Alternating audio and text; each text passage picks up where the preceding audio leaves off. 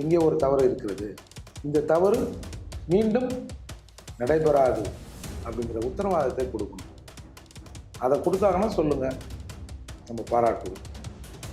அதுவரை இவர்கள் சொல்வது எதுவுமே நம்ம வந்து இப்போ 24 தடவை நீங்கள் இதே ரெக்கார்டை போடுறீங்க, நாங்களும் கேட்டுட்டு ஜம்முன்னு இருக்கிறோம். என்ன செத்தவன்லாம் நான் 500 கோடி 1000 கோடி அடிச்சவனா? அப்பாவி சார். அப்போ உங்களுக்கு அளவுகோல் வந்து சின்ன சின்ன திருட்டுலாம் செய்யாதீங்க, எனக்கு பிடிக்காது. பெருசாக செய்யுங்க, எங்கள் கூட வந்து நில்லுங்க. திருநடியே நீ பண்ணக்கூடாதுன்னு உனக்கு அந்த பவர் உங்ககிட்ட இல்லை. அதை பூசி மொழி ஆட்சிக்கு கலங்கும், ஆட்சிக்கு கெட்ட பேர் வந்துடும். ஏன்னா அடுத்த முறை இந்த மாதிரி கெட்ட பேருக்கெல்லாம் வந்தால் நம்ம அமுக்க முடியாதுல்ல. 24 சம்பவங்கள் நடைபெற்றிருக்கு உங்களுடைய ஆட்சி. இரும்பு கரம், நீங்கள் ஏழை எலையோட கொள்வதுக்கு தான் இரும்பு கரமா? தடி எடுத்தெல்லாம் தண்டல்காரன்னுவாங்கள்ல, அந்த மாதிரி தடி வச்சுக்கிற போலீஸாக அவங்களா பார்த்து அவங்களா முடிவு பண்ணி யாரை வந்து ஃபிக்ஸ் பண்ணணும், யாரை ரிலீஸ் பண்ணணும்னு அப்புறம் இவங்க பண்ணால் அப்படி கஸ்டடியில் இருக்கிறவர் செத்துட்டா நம்மளை குறைஞ்சபட்சம் சஸ்பெண்ட் பண்ணணும். அதாவது எனக்கு தெரியும், ஏற்கனவே இவர்கள் கூட இருக்கிற பல பேர் சஸ்பெண்ட் ஆகிருக்கலாம். ஆனால் அந்த நேரத்தில் அடிச்சவனுக்கு தெரியாது இந்த மாதிரிலாம் பண்ணால் ஏதாவது ஆகிடும். ஒருத்தனை கொண்டானவன் சார் கழுத்து நெரிச்சு உலகமே துடிச்சுது. சம்மதான் நம்ம ஊரில் பல பேர் கத்தனா பாருங்க. எப்பா பிளாக் லைவ்ஸ் மேட்டர் இவங்க சவுண்டு அடங்கலையே. ஆர்மிங்க பொறுப்பேற்று சேகர் பாபு ராஜினாமா செஞ்சிருக்கணுமா இல்லையா? நாங்கள் பெரியாரின் அதுன்றது இதுங்கிறது ஒரு பயலக்காரன், ஒரு சாதாரணமானவையா. அதனால் நமக்கு தெரியும் அவர் எங்கே கட்டி வச்சுக்கிறாங்க, அவர் எஜமானர் என்ன சொல்கிறாரோ அதை திசையை நோக்கி குலைப்பார்னு நமக்கு தெரியும். என்ன இப்போ 2 MP MLA என்ன கொடுக்க பாருங்க. திருமாவளவன் தான் முதலமைச்சர் வேட்பாளர். நாங்கள் ஜனநாயகத்தின் பக்கம் நிற்கிறோம். ஒடுக்கப்பட்டவரின் கையில் அதிகாரம் வர வேண்டும். உங்கள் ஓட்டு என்ன சொல்லுங்க? ஏன் அண்டி பிழைக்கிறீங்க? ஒன்று அதிமுக இல்லை திமுக, என்ன தேவை உங்களுக்கு? நீங்கள் தான் ஜாமவான்ல, தனியாக நில்லுங்க. நம்ம முதல்வர் தலையை எப்பயுமே தொங்க போட்டே இருக்கணும். அதெல்லாம் நடக்கிறதா? இதை வெகு மக்கள் போராட்டமாக மாற்றி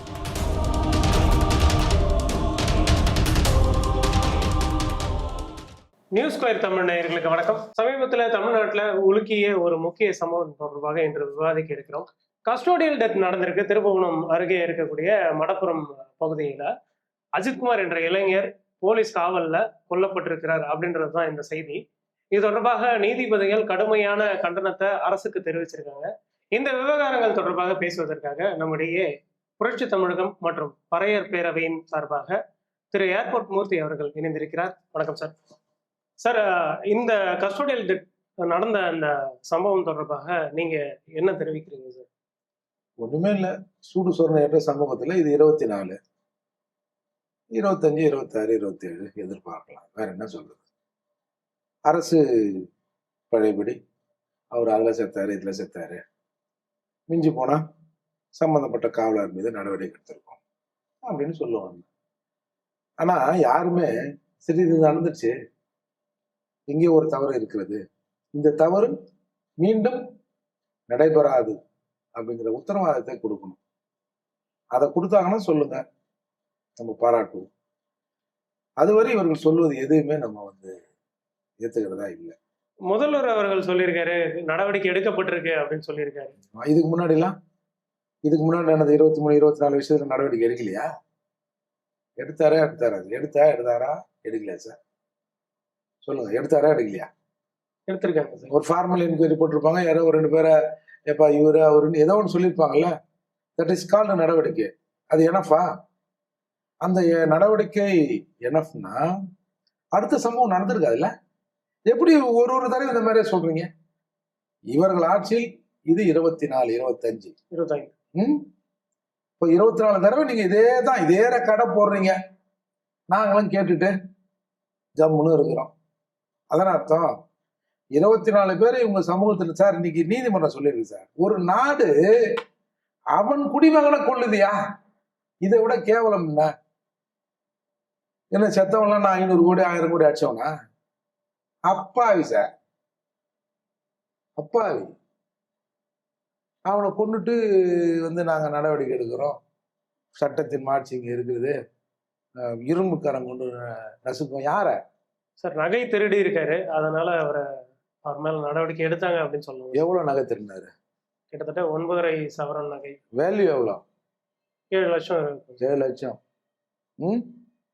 7,000 கோடி, 10,000 கோடி, 30,000 கோடிலாம் பகுசா போறான். எப்படி சார்? பல கோடிகள் திருடி இருக்கான், சிறையில போறான், அமைச்சராகவே இருக்காங்களே, எப்படி இது? அப்போ உங்களுக்கு அளவுகோல் சின்ன சின்ன திருட்டுலாம் செய்யாதீங்க, எனக்கு பிடிக்காது, பெருசா செய்யுங்க, எங்க கூட நில்லுங்க, அப்படி எடுத்துக்கலாமா? திருண்ணா அடிச்சு கொள்ளணும்னு யாரா இருக்குதா? முதல்ல இவர் தான் திருண்ணான்னு ப்ரூவ் ஆயிருக்கா? சொல்லுங்க சார். திருநடியே நீ பண்ணக்கூடாதுன்னு உனக்கு அந்த பவர் உங்ககிட்ட இல்ல. இப்போ சில விஷயங்களை என்கவுண்டர் பண்ணுவாங்க. இப்ப என்ன சொல்லுவான், இல்ல இந்த தப்புக்கு என்கவுண்டர் பண்ணது சரிதான் அப்படின்னு இவர் சும்மா ஒரு 4 ரூபாய் பேப்பர் வாங்கி வச்சு பேசுவார் நியாயத்தை. இன்னொருத்தன் சொல்லுவான், தப்புப்பா, இதுக்கு போயிடும். அவனுக்கு ஒரு விஷயம் ஒத்து வராம இருக்கும். அந்த கிரைம் நடக்கிற போது சுட்டது கரெக்டியா அப்படின்னு சொல்லுவான். அது மாதிரி ஆளுக்கு டிஃபரன்ஸ் ஆஃப் ஒப்பீனியன் இருக்கும். இந்த வழக்குல என்கவுண்டர் பண்ணா நல்லது, இந்த வழக்குல ஒருத்தனை சுட்டா நல்லதுன்னு இருக்கும். அப்படி எல்லாம் கலெக்ட் பண்ணி பார்த்தா பிடிபடுகிற எல்லாருமே சுட்டுதான் ஆகணும். இதை ஒத்துக்க முடியுமா? என்னோட பார்வையில் ஒரு குற்றம் மிகப்பெரிய தவறான குற்றமா இருக்கும். ஒருத்தன் பார்வையில ஒரு 4 வயசு பிள்ளைய பாலியல் துன்புறுத்த கொஞ்சம் கூட இறக்கமே இல்லாம அவனை பண்ணிக்கிறான். ஒருத்தன் 80 வயசா பாவையா அந்த அம்மா. அதால நாம நம்மளுடைய இஷ்டத்தை வைத்து ஒரு விஷயத்தை நம்ம கணிக்க கூடாது. சட்டத்தின்படிதான் எல்லா விஷயங்களும் நடைபெறணுங்கிறதுதான் இந்திய அரசியல் சட்டம் இங்க வலியுறுத்துற விவகாரம். ஆர்டிகல் 21 அதைத்தான் சொல்லுது. நான் சில உரிமைகளை கொடுத்துருவோம் சட்டப்படி. அந்த உரிமையை முடக்குவது சட்டப்படி தான் முடக்கணும். சட்டத்தை கையாள்பவர்கள் நீங்களே முடக்கூடாது. அப்புறம் கோர்ட் எதுக்கு, அப்புறம் சட்டபத்துக்கு எதுக்கு, வக்கீல் எதுக்கு, நீதிபதி எதுக்கு? நீங்களே முடிவு பண்ணீங்க உங்களுக்கு யார் இருக்கணும் யார் இருக்க வேணாம். 10 சவரன் திருடுனா கொண்டுடலாம், 100 சவரன் திருடுனா அவனை ஒரு ஃபர்ஸ்ட் கிளாஸ் ஜெயிலில் கொடுத்து அவன் நமக்கு நாளை பின்ன தேவைப்படுவான், நம்ம கட்சிக்கு அவன் தேவைப்படுவான் அப்படின்னு செய்யலாமா? சார் ஒருவேளை இதுல திமுக சேர்மன் ஒருவர் இன்வால்வ் ஆகியிருக்காரு அப்படின்னு சொல்லப்படுது சார். அதனால இந்த அளவுக்கு நடவடிக்கை எடுக்கப்பட்டிருக்கு, அழுத்தம் காரணமாக. சார் பொதுவாகவே ஆளுங்கட்சி, அதாவது இவனுங்க எந்த கட்சியில இருக்குமோ அந்த கட்சி தப்பு செஞ்சோம்னா அதை பூசி மொழி ஆட்சிக்கு கலங்கும், ஆட்சிக்கு கெட்ட பேர் வந்துடும். ஏன்னா அடுத்த முறை இந்த மாதிரி கெட்ட பேருக்கெல்லாம் வந்தா நம்ம அமுக்க முடியாது இல்ல. அதனால நம்ம இவங்க வேலை என்ன, எடுத்ததுக்கு கொஞ்சம் அவன் கேட்பான், மாவட்ட செயலாளர் இவனுக்கு அதை பண்ணிக்கிறேன் இதை பண்ணிக்கிறேன், இந்த மாதிரி ஒரு பிரச்சனை வருது, ஒரு 2-3 லட்சம் செலவு பண்ணி அதை ஒன்று சால்வ் பண்ண தெரியாது அவங்க அப்படின்னு மேல இருந்து கேட்பாங்க. எல்லா கட்சியிலும் கேட்பாங்கன்னு வைங்க. அதுக்காக இவனுவா ஆட்சியை காப்பாத்துறேன் அப்படின்னு போய் என்னத்தையாவது காசை பேசி அது எல்லாம் இயல்பா நடக்கிற விஷயங்கள். இது ஒரு பொது விலையில் வந்த பிறகு நமக்கு என்னன்னா, திஸ் இஸ் ஃபர்ஸ்ட் சம்பவம், இது முதல் சம்பவம் அப்படின்னா ஏதோ தப்பு நடந்திருக்குலாம். சார் இதே போல 24 சம்பவங்கள் நடைபெற்று இருக்குது உங்களுடைய ஆட்சி. இரும்புக்காரன் நீங்க, ஏழை எளியவனை கொள்வதுக்கு தான் இரும்புக்காரமா? அப்போ போலீஸ் மீது மக்கள் நம்பிக்கை இருந்தான்னு வச்சுக்கோங்க, ஜனநாயகத்தின் மீது மக்கள் நம்பிக்கை எழுந்து விடுவார். போலீஸ் இருக்குதுன்றதாலதான் கொஞ்சம் பேர் தப்பு செய்யலாம்னு நினைச்சா கூட கொஞ்சம் பேர் ஒரு அடக்கி வாசிங்க, அப்பா போலீஸ் எதுக்குப்பா நமக்கு வம்புன்றான். அப்பா அடப்பா ரொம்ப ஒழுங்கா இவங்க அப்படி முடிவு பண்ணிட்டாங்கன்னு வச்சுக்க, பல விஷயங்கள் தாறுமாறா இந்த சமூகத்தில் நடத்துறோம். அதனால சட்ட ஒழுங்கை பாதுகாக்கிற இந்த நாட்டை சீரா நடத்தணும். சொந்த புள்ள மீது உனக்கு அக்கறை இருக்குது இல்ல. இப்ப நாங்கெல்லாம் யாரு? ஒரு குழந்தை, ஒரு பெண் இல்ல ஒரு குழந்தை காலையில ஒரு 8 மணிக்கு பள்ளி வீட்டை விட்டு கிளம்புது சார். பள்ளிக்கோ கல்லூரிக்கோ எங்கேயோ போகுது சார், வேலைக்கோ எங்கேயோ போகுது. யார் நம்பி அனுப்புறான் சொல்லுங்க? அவங்க அப்பா நல்ல பெரிய பாடி பில்டரு, 10 பேர் அடிப்பாரு, அதனால அந்த புள்ள தைரியமா போகுது. அப்படியா? அரசாங்கத்தை நம்பி, கவர்மெண்ட்டை நம்பி அனுப்புறாங்க. குழந்தைகள் சொந்த வீட்டில் இருப்பதை விட அரசாங்கத்தின் கண்காணிப்பில் இருக்கிற நேரம் தான் அதிகம். அப்போ அப்பா அம்மாவை விட நீ அவங்களை பார்க்கணும்ல, எதுவுமே கண்டுக்க மாட்டேன் அப்படின்னு இருந்தா எப்படி இது? என்கவுண்டர் கிட்டத்தட்ட 25 என்கவுண்டர். ஒரு ஆண்டில் மட்டும் 300 பேர் கை கால் உடைக்கப்பட்டு புழல் செல்ல. நீதிபதிகள் கேட்கறாங்க, ஏன் வழக்கு கழிவறைன்னு சொல்றீங்க? எல்லாம் அக்யூஸ்டாவும் வரான், குற்றம் சாட்டப்பட்டனா வரான், ஒரு போலீஸ்காரன் கூட அதில் விட மாட்டேங்களே எப்படியா அப்படின்னு நீதிமன்றம் கேட்கிறது. நம்ம கேட்டா கூட எப்பா பத்தியாவது பேச்சலாம், நீதிபதிகள் கேட்குது. வந்து அதான் அந்த ரைட்ஸ் யாரு கொடுக்குறா? மனிதன் அவனை முடக்கிறதுக்கான ரைட்ஸ் யார் சார்? சட்டம் முடக்கட்டும். ஆனா இது தனிநபர், இவங்க தடி எடுத்தவங்க தண்டல்காரன்னுவாங்கல்ல, அந்த மாதிரி தடி வச்சுக்கிற போலீஸா அவங்களா பார்த்து அவங்களா முடிவு பண்ணி யாரை வந்து ஃபிக்ஸ் பண்ணணும், யாரை ரிலீஸ் பண்ணணும்னு அப்புறம் இவங்க பண்ணா அப்புறம் இங்க எதுக்கு ஒரு ஆட்சி, எதுக்கு ஒரு அதிகாரம்? சார் இதுல மனித உரிமை மீறப்பட்டிருக்கு அப்படின்றதுக்கான ஒரு அத்தாட்சியா ஒரு காணொலி வெளியிருந்துச்சு. அவரை வந்து ஒரு பைப் வச்சு அடிக்கிறாங்க. அந்த அஜித்குமார்ன்ற அந்த இளைஞரை போட்டு 2 காவலர்கள் வந்து அடிக்கிறாங்க. ஸோ இது ஒரு முக்கியமான எவிடன்ஸா பாக்குறீங்களா? ஜட்ஜே கேட்டாரு, ஆணுறுப்பில் மிளகாத்தூள் போடப்பட்டிருக்காங்க, இதை விட என்ன வேணும்? மிளகாத்தூள் கரைக்கப்பட்ட தண்ணீரை குடிக்க வச்சிருக்காங்க சார். சினிமாவில் தான் சார் இறந்திருக்காரு அப்படின்னு சொல்றாங்க. சினிமாவில் தான் சார் இந்த மாதிரி என்ன பர்சனல் ரிவெஞ்சுன்னா வீட்டில் இருக்கிறவங்கள போய் எதனா பண்ணிட்டான் அவன். போலீஸுக்கு என்ன பண்ணி சம்பளம் வாங்குறோம் சார். ஒன்று தெளிவாக தெரிஞ்சுங்க சார். நான் வந்து அடிக்கடி சொல்லுவேன், போலீஸ் வந்து காவல்துறை கடவுள் மாதிரி. நம்ம ஒருத்தர் ஏதாவது ஒன்று பண்றான்னா, ஐயோ கடவுளை காப்பாத்தினா கடவுள் வந்து உடனே டக்குன்னு நின்ற மாட்டார். ஆனா காவல்துறை வந்து நின்றுடும். அப்போ எளிய மக்களின் கடைசி நம்பிக்கை காவல்துறை தான். ஆனா நீங்க இப்படி பண்றீங்க, இது எப்படி சரியா இருக்கும்?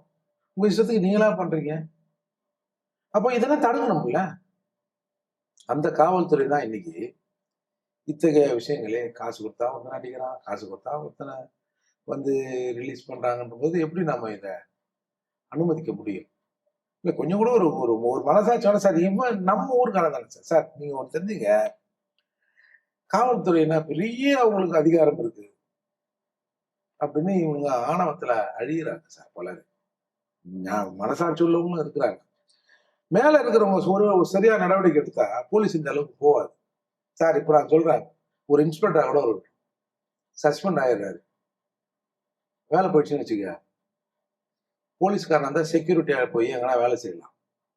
ஒரு எஸ்ஐ இன்ஸ்பெக்டரா இருந்தா சூப்பர்வைசரா இருக்கலாம் செக்யூரிட்டி. அவ்வளவுதான் சார். ஒன்னும் பெரிய வானலாவே அதிகாரமா இல்லை. அந்த உடுப்பு தங்கள் உடலில் இருக்கிறது தான் இவங்களுக்கு மரியாதை. ஒண்ணும் இல்லை, ஒரு ரிட்டையர்டு எஸ்பியா இருப்பாரு, அவர் வீட்டு முன்னாடி எவனா கார் நிறுத்திட்டான்னு வச்சுங்க, சும்மா ஒரு தடவை 2 தடவை ஸ்டேஷனுக்கு போன் பண்ணுவாரு, யோ நீ எங்க காரை விட்டுருக்காங்க நீ பாருங்க அப்படின்னு. இந்த மாதிரி குறைச்ச பார்த்தீங்கன்னா எஸ்பி வந்து கீச்சான் ரிட்டையர்ட் ஆகிட்டு உயிர் எடுத்துருக்கிறான் பாரு அப்படின்னு சாதாரண ஒரு கான்ஸ்டபிள் பணியில் இருக்கிறவர் ரிட்டையர்ட் ஆனவர் சொல்லுவாரு. ஏன்னா ஒரு கோயிலுக்கு குடும்பத்தோட போனான்னு வச்சுங்க, ரிட்டையர்ட் ஆகி தொலைஞ்சு 4 வருஷம் ஆகுது, எத்தனை பேரை கொண்டு வராம இருந்தாலும் அத்தனை பேர் நம்ம கெஞ்சணுமா அப்படின்னு இயல்பா பேசுவாங்க சார். ஆனா இதை போலீஸ்காரர்கள் பல பேர் இதை புரிஞ்சுக்க மாட்டாங்க. ஏதோ தங்கிட்ட ஒரு அதிகாரம் பொறுப்பு கொடுத்த உடனே அடுத்து என்ன நடக்கும்? இப்ப இவங்களுக்கு தெரியும், இந்த மாதிரி கஸ்டடியில் இருக்கிறவருக்கு செத்துட்டா நம்மளை குறைஞ்சபடி சஸ்பெண்ட் பண்ணுவாங்க. அதாவது எங்களுக்கு தெரியும்ல, ஏற்கனவே இவர்கள் கூட இருந்த பல பேர் சஸ்பெண்ட் ஆயிருக்கலாம். ஆனா அந்த நேரத்துல அடிச்சவனுக்கு தெரியாது இந்த மாதிரிலாம் பண்ணா ஏதாவது ஆயிடும்னு. இதுல 5 பேர் கைது செய்யப்பட்டிருக்காங்க சார். இன்னும் கைது செஞ்சு என்ன சார் பிரயோஜனம் சொல்லுங்க? முதல் சம்பவம் கைது செஞ்சாங்க, அடுத்து யாரும் செய்ய மாட்டாங்க, யாரும் கைதாக மாட்டாங்கன்னு சொல்லுங்க. எஸ்பி வந்து காத்திருப்பு பட்டியல போட்டிருக்காங்க சார். அதான் நீதிபதி கேட்கறல, எஸ்பி வரைக்கும் நீ வந்துட்டேன்னா நீ யாரை காப்பாற்ற போற அப்படின்னு நீதிபதி கேட்கறாங்க. சொல்லுங்க. 40 முதல்ல 12 இடங்கள்லாங்க, இப்போ ஏதோ 40 இடம்ன்றான். 44 இடத்துல காயங்கள் இருக்குதுன்றாங்க. இதெல்லாம் என்ன சார்? சார் சர்வதேச சமூகம் இதை நம்மளை பார்க்காது. என்னடா ஒரு நாட்டில் என்னமோ, அதாவது கருப்பருக்கும் வெள்ளையருக்குமான விஷயங்கள்ல கூட வெள்ளை போலீஸ் வந்து கருப்பர்களை இந்த மாதிரி செஞ்சுதான்னா வரலாற்றில் நம்ம சார் ஒருத்தனை கொண்டானவன் சார் கழுத்து நெரிச்சு உலகமே துடிச்சுது. சம்மதான் நம்ம ஊர்ல பல பேர் கத்தனா பாருங்க. எப்பா பிளாக் லைவ்ஸ் மேட்டர் பண்ணாங்க சார். இவனுக்கு சவுண்டு அடங்கலையே. ஏன்னா ஒரே ஊருக்குறேன் பக்கத்துல அடே எப்படி இப்படி இப்படி சுத்தி கித்தி பார்த்தா கூட அவர் வேற சாதியா இருந்தா கூட என் சாதியில எங்கன்னா ஒருத்தன் ஆந்திர சாதியில கல்யாணம் பண்ணிருப்பான். அப்படி இப்படி பார்த்தா கூட நம்ம எல்லாம் சொந்தமா தான் இருப்போம். சொந்தக்காரன் செத்துக்கிறாரான் கம்பெனியாங்கிறானுங்களே. பரவாயில்ல, ஆறுதல் அளிக்கிறது, கொஞ்சம் வருத்தம் அளிக்கிறது, அதோட நிப்பாட்டிடுறானுங்களே. சார் அமைச்சர் நேரடியா போய் பார்த்திருக்கேன் சார். அந்த குடும்பத்தை பெரிய பெரிய கருப்பன் அவர்கள் நேரடியா போய் பார்த்திருக்கேன். சரி, பெரிய அஜித்குமாரோடைய தம்பி அவரை போய் மீட் பண்ணி பேசியிருக்காரு. அவங்க அம்மா கிட்டையும் பேசியிருக்காரு. யார் அந்த லுங்கிக்காரு தானே? என்ன சொல்றேன், எல்லாத்துக்கும் பேசுறல்ல, எதற்கெடுத்தாலும் பேசுகிற நம்ம அமைச்சர் எங்க அவரு? சார் பாப்பாங்க சார், உன்னோட ப்ரொமிசஸ் தானே அது. ஒரு தடவை நம்ம அன்பில் பொய்யாமொழி சொன்னார, ஏன் யாரே எவ்வளோ வந்து ஜபுரு காட்டினேன் நீ அப்படின்ற மாதிரி அது பேசினார்ல. இந்த பேட்டை காடுகள் அப்படிதான் பேசுவான். ஏன் ஏரியாவில் வந்து மாம்பழம் கட்டானா, ஏன் ஏரியாவில் வந்து 2 கோட்டர் கட்டானாவ நான் பாத்துக்கிறேன் அப்படின்ற மாதிரி அந்த துணியில ஏன் ஏரியாவில் வந்து விளையாட்டு போயிட்டியா நான் விடுவேனா அப்படிலாம் சொல்றாருல்ல. இது யாரோட ஏரியா? அந்த கோயிலுக்கு சம்பந்தப்பட்ட மடப்புறம் அந்த கோசாலை அதுல வச்சு அடிக்கிறான்ல. தார்மீக பொறுப்பேற்று சேகர் பாபு ராஜினாமா செஞ்சிருக்கணுமா இல்லையா? கோயில் காவலாளி என்பதன் அடிப்படையில் இல்ல, கோயில் அந்த கிரைம் நடந்த இடம் உன்னுடைய கண்ட்ரோல்ல இருக்கிற இடம். கோவில்ல இருக்கக்கூடிய கோசாலையில நடந்து எல்லாத்துக்கும் பேசுறீங்கல்ல, பேசுங்க பார்ப்போம். முருகர் மாநாட்டுல பவன் கல்யாணம் வந்து கலந்துக்கிறதுக்கா இனி யாரா மஞ்சள் அரிச்சாயா? இன்னும் குளுக்கிறதுக்கு தண்ணி தான் எடுத்து ஊத்தலையா அப்படின்னு கேட்கல. இல்ல இங்க இருக்கிற பொம்பளைகளை குளிப்பாட்டி விட்டியா அப்படின்ற மாதிரி பேசணும்ல. இன்னைக்கு பேச வேண்டியதானே? எல்லா விஷயங்களுக்கும் எதிர்த்து பேசுகிறார். அவருதான் முதல்ல வாய். அவர் பாவம், எல்லாத்துக்கும் இவர் தான் பேசுவாரு. சார் ஒரு அமைச்சர் சார் இருக்கட்டும், என்ன அமைச்சரா இருந்தா என்ன, அமைச்சரா இருந்தா என்ன சார், ஒரு பொது வெளியில பேசும்போது கொஞ்சம் கண்ணியமா பேசுறேன். கண்ணியமா யாருக்கு? அவருக்கா? அப்பா ரொம்ப கண்ணியம் வைத்தானே அவரு. அப்பா கிட்ட புள்ளைய நெருங்க முடியலாம் செய்தி வருது. நீ எங்க விஷயத்துல தலையிடல, முதல்வர் விஷயத்துல, முதல்வர் குடும்பத்து விஷயத்துல கூட அப்பருக்கும் மகனுக்கும் நடுவுல தலையிடுறாரு அப்பெல்லாம் செய்தி வருது இல்ல. எங்க அதுல பேச காணும்? நீ என்னோட அமைச்சர் தானே, எனக்கானவர் தானே, நீ பேசிருக்கணும்ல. அதுக்கு எல்லாத்துக்கும் ரகுபதி அவர்கள் பேசியிருந்தாரு. அடுத்து நான் யாரையும் காப்பாற்ற வேண்டிய அவசியம் இல்லைன்னு ரகுபதி அமைச்சர் சொல்லியிருந்தாரு. நீங்க யாரையும் காப்பாற்ற வேணாம். நீங்க நீதிமன்றத்துல வந்து உங்களோட மதிப்பை நீங்க காப்பாத்தீங்க. உங்களோட டெக்கரம்னு ஒண்ணு இருக்குல்ல, அதை நீதிமன்றத்தை நீங்க காப்பாத்தீங்கப்பா. நீங்க எங்க கிட்ட காப்பாற்ற வேண்டிய அவசியம் நாங்க கேட்டோமா? இப்ப என்ன தமிழ்நாடே அப்படி போய் செய்யுதுதா? ஏன்னா ஆளுக்கு அடிச்சு கொண்டுங்கிறீங்கன்னு எதனா கேட்டோமா? சிவகங்கையில நடக்குது, காரைக்குடியில் ஒரு சின்ன அசைவு இல்லை தெரியுதா? நடந்திருக்கணும்ல. கடந்த ஆட்சி காலத்துல நடந்தது சார். அப்போ இவங்க ஏவி விட்டாங்க ஏவல்கள். ஒரு மூலிகை ஒரு ஏவலை ஏவி விட்டு போய் சலம்பல் விடுங்கன்னாங்க. அது எடப்பாடி செய்யலைன்னா நம்ம என்ன பண்றோம்? நடிகர்கள்ல இருந்து பல பேர் வந்து ட்வீட் போட்டிருந்தாங்க. அது பெரிய மாஸ் மூவ்மெண்டா கிரியேட் பண்ணாங்க சார் அந்த காலகட்டத்தில். அதாவது எச்ச பொறுக்கிகள்னு சொன்னா தப்பா இருக்குன்னு நினைக்கிறேன். பட் அது ஒன்றும் அன்பார்லிமெண்ட் வேர்டு இல்லை. அந்த மாதிரிதான் பொறுக்கி தின்றணும். ஏதாவது போட்டா பொறுக்கி தின்ட்டு அப்படியே திமுக ஆட்சியில் இல்லாத போது அதிமுக ஆட்சியில அப்படியே மனித உரிமை காவலர்களாக இன்னமும் ஐநா மன்றவங்களை நியமிச்ச மாதிரி ஏதாவது ஒண்ணுனா பொசுக்குன்னா வந்து அப்படி ரோட்ல நிக்கிறது, தத்துவங்களை பேசுறது, பிலாசபி பேசுறது, நாங்கள் பெரியாரின் அதுன்றது இதுங்கிறது ஒரு பயல காணுங்க. சாதாரணமானவையா? ஏழைங்க, ஏழைக்கு இறங்கணும்ல. ஏச்சி பழப்பினுக்கு போய் நிக்கிறீங்க. ஆனா ஏழையை பார்த்தா உங்களுக்கு ஆனா இப்பெல்லாம் நாங்க ஒண்ணும் இல்லைங்க, சிறப்பா இருக்குங்க. தமிழ்நாட்டை ஸ்டாலின் அவர்களும் உதயநிதி அவர்களும் தவிர வேற யார் காப்பாத்துவார் அப்படின்னு டைரக்டா பேசுறாங்கல்ல. காப்பாத்த நீ மனசுக்குள்ளத்தை வச்சுன்னு பரவாயில்ல, வெளியில பேசுறாங்க சார். அதால மணி மேக்ஸ் எனிதிங்ஸ். சார் இப்ப கூட்டணி கட்சிகளான விசிக மற்றும் மார்க்சிஸ்ட் கம்யூனிஸ்ட் கட்சியில இருந்து குரல்கள் எழுந்திருக்கு. தொல் திருமாவளவன் அவர்கள் பேசியிருக்கிறாரு. அது மட்டும் இல்லாம மாநில செயலாளர் சண்முகம் அவர்கள் பேசியிருக்காரு. என்ன நேற்று வரைக்கும் பேசாம ஊமையா இருந்த மாதிரி சார் முதல்ல மார்க்சிஸ்ட் கம்யூனிஸ்ட் கட்சியோட மாநில செயலாளர் பேசியிருந்தாரு என்ன சார் சண்முகம் அவர்கள். என்ன பேசணும்? அவர் கண்டனம் தெரிவிச்சிருந்தாரு சார். அரசு வந்து காவல்துறை வந்து இந்த மாதிரி தன்னிச்சையா செயல்படக்கூடாது, மனித உரிமை மீறல் இருக்கக்கூடாது அப்படின்னு சொல்லியிருந்தாரு சார். அடுத்து நடக்காதுன்னு எதனா உத்தரவாதம் கொடுத்துருக்காரா? இது போன்ற சம்பவங்கள் நடக்கக்கூடாது அப்படின்னு சொல்லி அழுத்தம் நடக்கக்கூடாது. இப்ப நாங்கெல்லாம் நடக்கணுன்றோமா? யார் நடக்கணுன்ற? அடுத்து இந்த மாதிரி நடக்காதுன்னு உத்தரவாதம் எதனா கொடுத்துருக்காரா? கொடுத்துருக்காரா? முதல்வர் அவர்கள் தானே சார் சொல்லணும். ம் முதல்வர் அவர்கள் தானே சார் சொல்லணும். காவல்துறையோட அமைச்சரா கூடிய இருக்க இருக்கிற செவ்வாழையெல்லாம் சொல்ல மாட்டாங்களா? சொல்லணும் சார். எலி ஒன்று பக்கம் நிக்கணுமா இல்லையா? கண்டிப்பா சார். பாதிக்கப்பட்டவங்க பின் பக்கத்துலதான் நான் நிப்பேன் அப்படின்னு சொல்லி திருமாவளவன் ஏற்கனவே பேசியிருந்தாரு சார். இது மாதிரி ஒரு சம்பவம் நடந்த பொழுது. அப்படியா? இப்போ வருத்தம் அளிக்கிறது, ஆறுதல் அளிக்கிறது, நடவடிக்கை எடுத்தது ஆறுதல் அளிக்குதான். ஏன் எடுக்காம விட்டு போயிடுங்களேன்? நடவடிக்கை எடுக்காதீங்க, விட்டுருங்க. அதாவது கம்யூனிஸ்டுகள்லாம் திருமாவளவன் பத்தி ஒன்றும் சொல்ல வேணாம். அதெல்லாம் நமக்கு தெரியும். அவர் எங்க கட்டி வச்சுக்கிறாங்க, அவரு எஜமானர் என்ன சொல்றாரோ அந்த திசையை நோக்கி கொலைப்பாருன்னு நமக்கு தெரியும். எளிய மக்களின் நம்பிக்கை வந்து கம்யூனிசம். அந்த நம்பிக்கைலாம் உங்களெல்லாம் விட்டு போச்சியா? எப்போ வந்து விவசாயிகள் மீது 7 பேர் மீது குண்டாஸ் போட்டாங்களோ அப்பயே நீங்களாம் ஒன்றும் வாய் திறக்கலையே. சாம்சங் போற இடத்துல கார்பரேட்டுகளோடு அரசு நிற்கிறது என்ன? கார்பரேட்டுகளோடு அரசு நிற்கிறது. அவனோடு நீ நிக்கிறிய, அப்ப நீயும் கார்பரேட்டுகள் தானே நிக்கிற. அப்புறம் என்ன பொது வெளில வந்து பேசுறீங்க?